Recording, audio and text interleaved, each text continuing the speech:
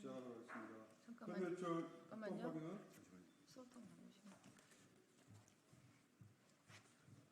네. 시작하십시오. 현대제철 불법 파견, 은폐 공작, 직장 내 괴롭힘 중단, 대법 판결 온전한 이행 촉구 기자회견을 시작하겠습니다. 참가자 소개가 있겠습니다. 진보당 전종덕 국회의원님 함께하고 계십니다. 금속노조 허원 부위원장님 함께하고 계십니다. 광전지부 고미경 부지부장님 함께하고 계십니다. 현대제철 대법 승소자 대책위원회 오상민 대책위원장님 함께하고 계십니다. 현대제철 비정규직의 최은태 지회장님 함께하고 계십니다. 이 자리를 만들어주신 진보당 전종덕 국회의원님의 발언이 있겠습니다. 네, 반갑습니다. 진보당 국회의원 전종덕입니다.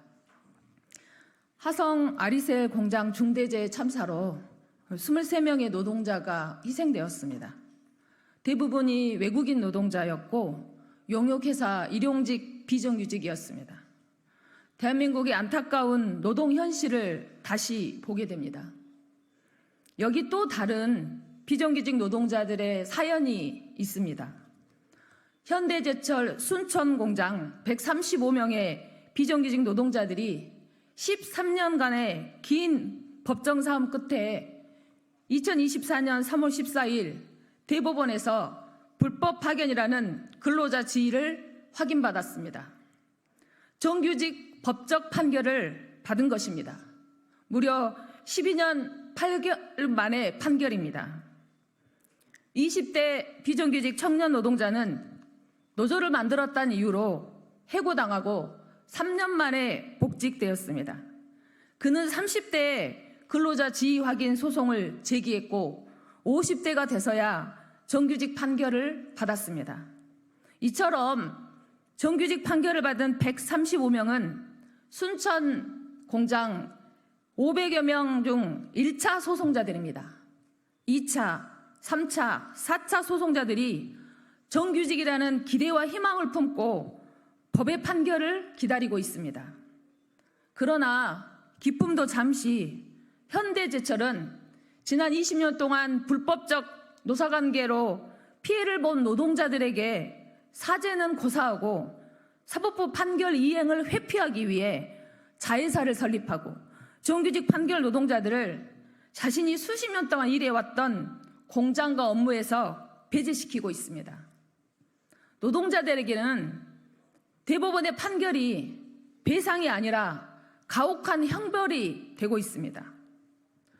공정과 상식을 깬 편법과 꼼수는 기업과 경제를 망치는 길입니다.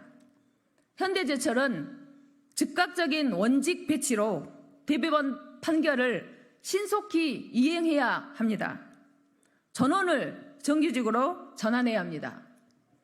이러한 악순환을 끊고 부당한 착취를 없애는 경제민주화와 사법정의를 바로 세울 수 있도록 저와 진보당은 끝까지 노동자들과 함께 싸우겠습니다. 고맙습니다.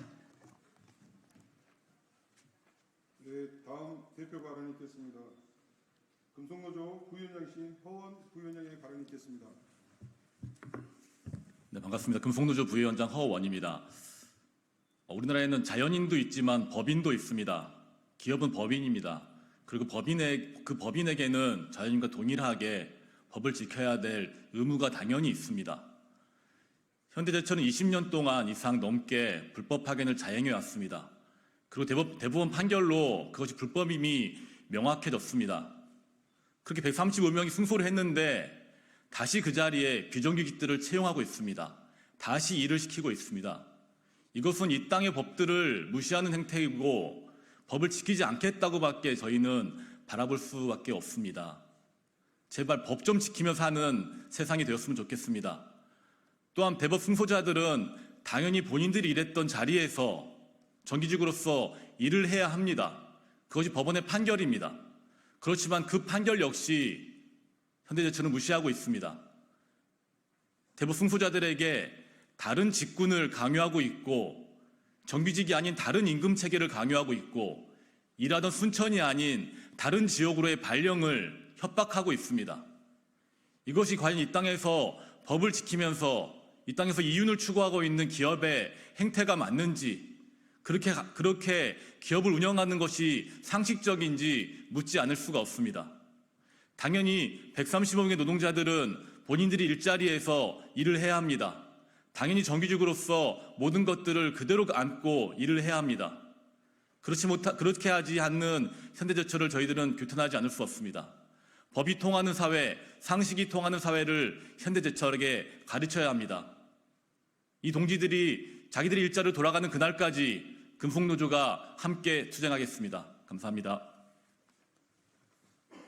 네, 다음은 두 분의 동지를 모셔서 현장 발언 들어보도록 하겠습니다. 현대제철 대법 승소자 부당행사 저지 대책위원장인 오상민 대책위원님의 발언을 들어보도록 하겠습니다. 네, 방금 소개받은 현대제철 대법 승소자 부당행사 저지 대책위 대책위원장 오상민입니다. 현대제철은 3월 12일 대법원 선고가 나자 대법 선고자 135명에 대해서 교육을 진행한다고 현대제철에 정규직으로 전환하는 입문교육을 하겠다는 내용으로 해서 교육장을 천안, 아산, 그리고 경주 이렇게 세 곳으로 나눠서 진행을 했습니다. 그 교육을 진행하는 기간 동안 우리 대법 승소자들은 가정과 일터에서 분리되어 철저히 교육에 임할 수밖에 없는 상황이 됐습니다. 현대제철은 대법 승소자들은 판결 받은 기간에 그동안 현장에서 장기 근속을 해온 노동자들입니다. 짧게는 15년, 길게는 24년에 가까운 장기 근속을 해온 노동자들입니다. 그럼에도 불구하고 정규직으로 바로 전환하면 될 것을 입문교육이라는 이유로 각각의 교육장으로 나눠서 저희들을 아직도 현장에 정규직으로 전환하지 않고 있습니다. 이후 교육기간이 3개월이 가까이 돼가자 현대제철은 직무배치 설명회라는 내용으로 해서 앞서 부위원장님이 말씀하셨던 별도의 임금과 직군으로 저희를 정규직으로 전환하겠다고 합니다. 대법원 판결을 받기 위해서 13년에 가까운 인고의 시간 동안 법률투쟁을 했습니다. 그 법률투쟁의 결과가 근로자 지위에 대한 확인이었고 정규직으로 저희들을 인정해 준 것입니다. 법이 저희들을 정규직이라고 했는데 현대제철이 이를 거부하고 있습니다. 현대제철은 대법 판결자들에 대해서 당장 현직에 그리고 원래 원직에서 정규직으로 전환할 것을 당당하게 요구합니다. 이후 대법 승소자 대책위는 순천공장으로 전체 돌아가기 위한 모든 활동을 진행할 것입니다.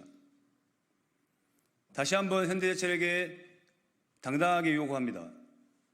대법원 판결을 이행해서 순천공장으로 당장 정규직으로 전환해 주십시오. 그 길에 우리 동지들과 함께 힘차게 투쟁하도록 하겠습니다. 감사합니다.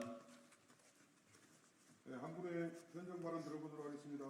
금속노조 광주 전남지부 현대제철 비정규직의 최현태 지부장 발언 들어보도록 하겠습니다.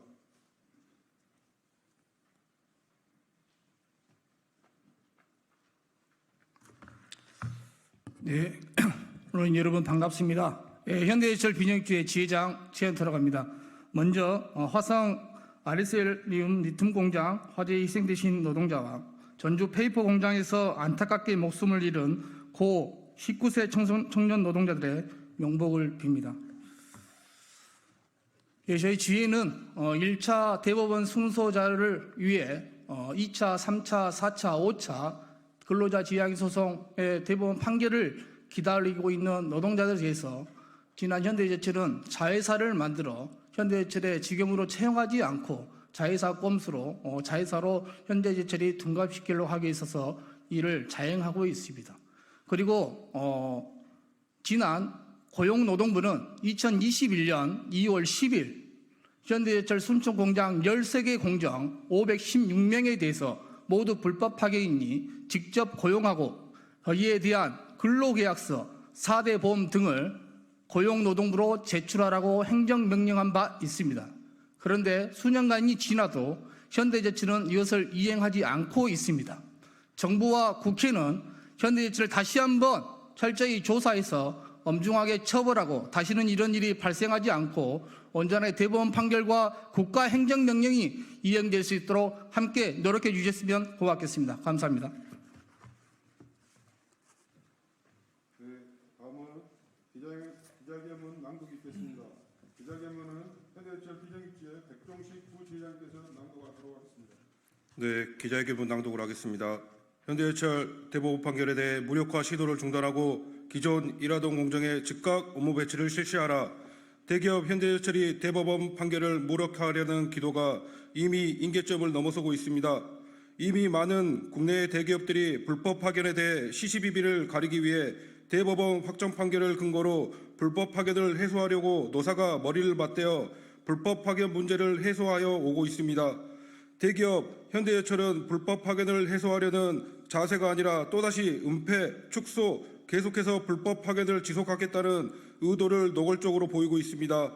현대제철은 순천공장 산해하청 노동자들이 제기한 근로자 지휘확인 소송이 3월 12일 대법원 판결일이 확정되자 3월 11일 긴급 이사회를 열어 일명 자회사 추진을 의결하고 3월 14일 자회사인 현대 IC 채용 공고를 내게 됩니다.